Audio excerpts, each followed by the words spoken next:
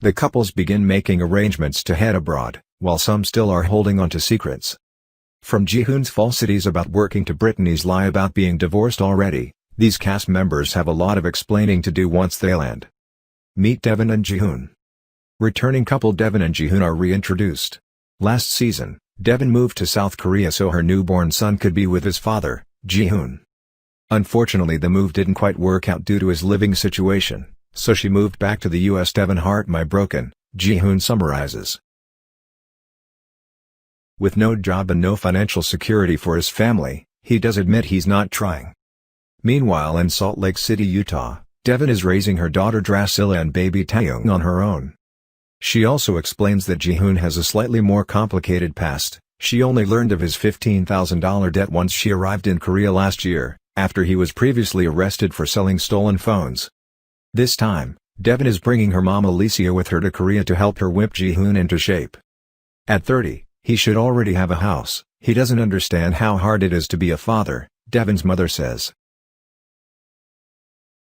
Devin also found an apartment in Korea on her own, something Jihoon had told her he would do but failed to execute once again. A frustrated Devin makes a point to pack condoms to make sure she doesn't have another surprise pregnancy.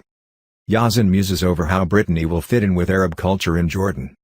Her tight, revealing clothes definitely will not be accepted, he explains. Already his family doesn't approve since Brittany is not Muslim, not Jordanian, and not related to Yazan. My family preference would have been that I choose a relative.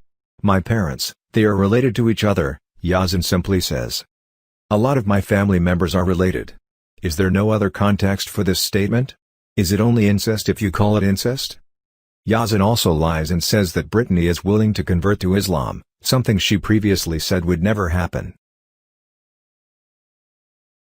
Overall, Yazan is worried that his family will disown him. Ariella attends a family dinner that's part send-off and part interrogation. Her siblings ask about Biniyam's previous relationship. Apparently Biniyam was married to an American woman before, and they also had a son together. Our stories bear some similarities.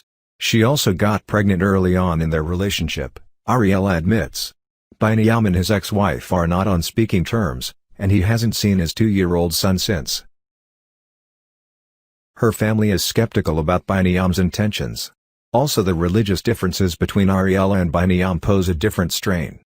Ariella is Jewish and wants her son to be circumcised. Biniyam is an Ethiopian Orthodox Christian. The baby is going to grow up the way I did, she states. Couldn't you have found a nice Jewish boy from Brooklyn? Her father jokes. Age is just a number. Sumit and his brother set up the new apartment for Jenny's arrival. His brother explains that their parents are mostly against the age factor, or the age difference between Sumit and Jenny. The number is double your age, Sumit's brother tells him. Jenny is older than their mother, and apparently this is their biggest issue with Sumit marrying Jenny. Their union will shame the family, according to his brother. Sumit, on the verge of tears, says his family let him suffer for 2 years with his arranged marriage. Jenny stood up for me, he cries. I'm happy. I want my parents to be happy because I'm happy. But wait, how old? Kenneth finally tells his family the truth about Armando. Kenneth's kids previously believed that Armando was in his late 30s, in reality he is actually newly 31 years old. My son is dating someone the same age, Kenneth jokes. Kenneth also tells his family he plans to propose to Armando. How long have you known him? His son Bryson asks. His children are worried about how well Kenneth knows Armando and how Armando's family will accept Kenneth. I don't know how they'll accept me, accept us together. It's very scary for me actually, Kenneth admits. Even though I feel very confident in our relationship, it is a big risk. True lies. Devin FaceTimes Jihoon to get some clarity before her flight. Mine and Jihoon's agreement was that if I moved to Korea, I could be a stay-at-home mom. I built an amazing life here and giving that up to move to Korea really sucks, especially if Jihoon doesn't follow up on what he promised, she explains. The rental apartment Devin found remotely is just for a month. She hopes Jihoon will find them a permanent home. So far I've been the one supporting us financially, she tells him. It's your turn to take on that responsibility so I can stay home and take care of the kids. Don't worry, I got a new job, Jihoon responds. He just says the new job is tile and he doesn't know how much it pays. The lies just keep coming from Jihoon, and he starts listing numbers, guessing his own salary.